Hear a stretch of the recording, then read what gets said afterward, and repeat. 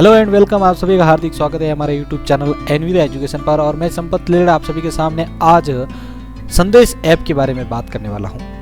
क्या है ये संदेश ऐप? अब इस नए ऐप का सरकारी कर्मचारियों के साथ किस प्रकार का कनेक्शन है? देखिए, सरकार ने पहले ट्विटर के जैसा एक हम शकल आप मान सकते हैं, एक डिटो जो डुप्लीकेट मान सकते हैं आप, एक ऐप बनाया था जिसका नाम था कू।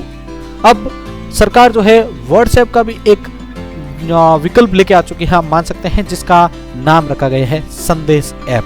अगर आपने इसके बारे में नहीं सुना है तो आज इस वीडियो को आपको पूरा देखना है। तो साथियों, व्हाट्सएप की नई प्राइवेसी पॉलिसी आने के बाद इसकी मुश्किलें कम होने का नाम नहीं ले रही है। पहले यूजर सिग्नल और टेलीग्राम पर भागे, फिर इसकी पेमेंट सर्विस का इस्तेमाल घट गया और अब सरकार इस प्लानिंग में है कि आधिकारिक बातें जो है व्हाट्सएप पर ना होकर अब खुद के बनाए हुए देसी व्हाट्सएप यानी कि संदेश ऐप पर हो। सरकारी कर्मचारी इस वक्त जो है संदेश ऐप की टेस्टिंग कर रहे हैं, यानी उसको टेस्ट कर रहे हैं। ऐप पूरी तरीके से बनकर तैयार हो चुका है और इसे gims.government.in वेबसाइट पर जाकर डाउनलोड किया जा सकता है, मगर इसे आम जनता नहीं चला सकती है। ये अभी सिर्फ सरकारी संस्थाओं और उनके कर्मचारियों के लिए ही तैयार किया गया है। अब साथियों, जानने की बारी ये आती है कि क्या है संदेश ऐप। तो देखिए, संदेश एक गवर्नमेंट इंस्टेंट मैसेजिंग सिस्टम है। ये एप्लीकेशन एंड्रॉइड और आईओएस दोनों प्लेटफॉर्म पर मौजूद है। यहाँ पर मौजूद chat end to end encrypted है। ये देखने में फोन के मैसेज एप्लीकेशन की तरह दिखता है, मगर इसके फीचर एक मॉडर्न मैसेजिंग ऐप वाले हैं। ऐप पर चैट और ग्रुप चैट के साथ ऑडियो और वीडियो कॉलिंग का सिस्टम भी मौजूद है। आपके सामने संदेश ऐप का वैसे मैंने एक पिक्चर भी डाला है, उसको आप देख सकते हैं। अब देखिए, इस ऐप के खास फीचर्स क्या है।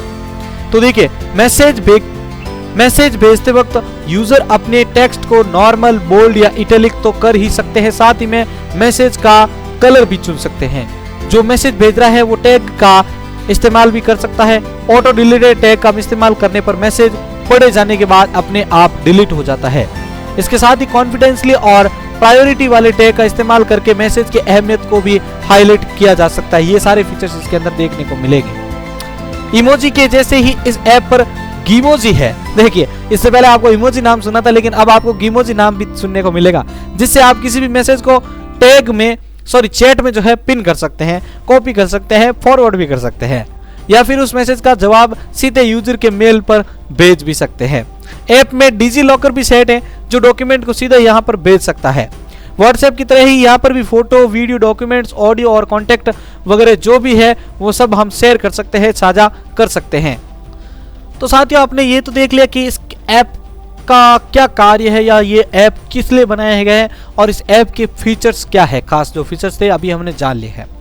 अब हमें ये पॉइंट जो है देखने की जरूरत है या समझने की जरूरत है कि इस ऐप की जरूरत क्यों है, इस संदेश ऐप की क्या जरूरत है। तो देखिए, पिछले महीने सरकार ने व्हाट्सएप की नई पॉलिसी पर चिंता जताई थी और कंपनी को इन बदलावों को वापस लेने के लिए भी कहा था। आपको पता ही होगा, व्हाट्सएप को जो नई पॉलिसी आई थी उसके अंदर कहा गया था कि आपके जो भी मैसेजेस वगैरह है वो फेसबुक के ऊपर शेयर किए जाएंगे।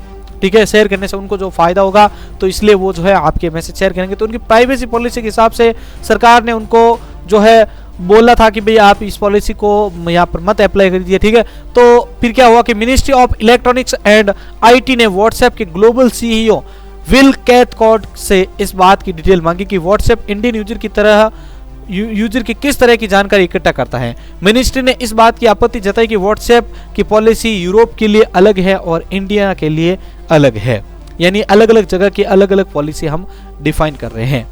संदेश ऐप का जो काम होता है, सरकारी कर्मचारियों की आधिकारिक जो बातें होती हैं उनको सोशल मीडिया नेटवर्क और दूसरी जो भी रिस्क वाली जगह होती है उससे बचा कर रखता है।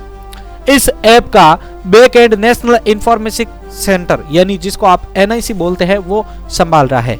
ये संस्था ministry of electronics and IT एक अंदर काम कर रही है। ठीक है, एक अंडर काम कर रही है जिसमें गवर्नमेंट इंस्टेंट मैसेजिंग सिस्टम या GIMS। अगर आपको GIMS का एग्जाम के अंदर भी पूछ लिया जाए कि इसका फुल फॉर्म क्या है, तो आप बता सकते हैं गवर्नमेंट इंस्टेंट मैसेजिंग सिस्टम या GIMS का ऐप सरकार और अधिकारियों के लिए मैसेजिंग प्लेटफॉर्म का काम करेगा। प्रबंध वाले काम के लिए GIMS का पोर्टल इस्तेमाल किया जा सकता है। तो साथियों, आज इस वीडियो में हमने देखा है कि ये संदेश ऐप आखिर क्यों लाया जा रहा है, इसको लाने का क्या रीजन है। ठीक है, तो आपने देखा होगा इस जो अब आपको ये भी समझ में आ चुका होगा साथियों में से कि इस ऐप को लाने के बाद जो है कितना फायदा होगा।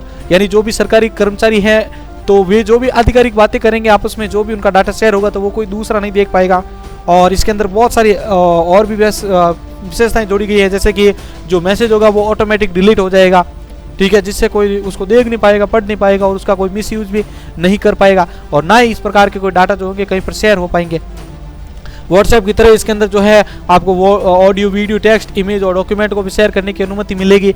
आपको डिजी लॉकर का भी एक इसके अंदर जो है ऑप्शन मिलेगा, जिससे आपके जो डॉक्यूमेंट होंगे सीधे वहाँ पर आप स्टोर भी कर सकते हैं, उनका यूज़ भी कर सकते हैं, उनको जो आपके जो भी मैसेज वगैरह है उनको आप टैग करने के साथ साथ पिन कर सकते हैं और उनको डायरेक्ट आप मेल भी कर सकते हैं। तो बहुत सारे इसके अंदर देखो आपको कॉलिंग, ऑडियो, वीडियो सब जो है फीचर इसके अंदर देखने को मिलेंगे। तो कहना ये है कि ये संदेश ऐप जो है अगर अच्छी तरीके से कार्य कर रहा है तो वैसे पॉलिसी के हिसाब से जो है बहुत ही अच्छा है और सिक्योरिटी के हिसाब से भी बहुत ही अच्छा है। तो मैं इसको बहुत ही अच्छा जो है रैंक देता हूँ। आप अपनी राय जो है कमेंट बॉक्स में जरूर दीजिएगा और आप सभी बताइएगा क्या ये ऐप भारत में सभी के लिए मान्य होना चाहिए या नहीं। इसी के साथ मैं संपत लीड आप सभी से अलविदा ले रहा हूँ साथियों, धन्यवाद।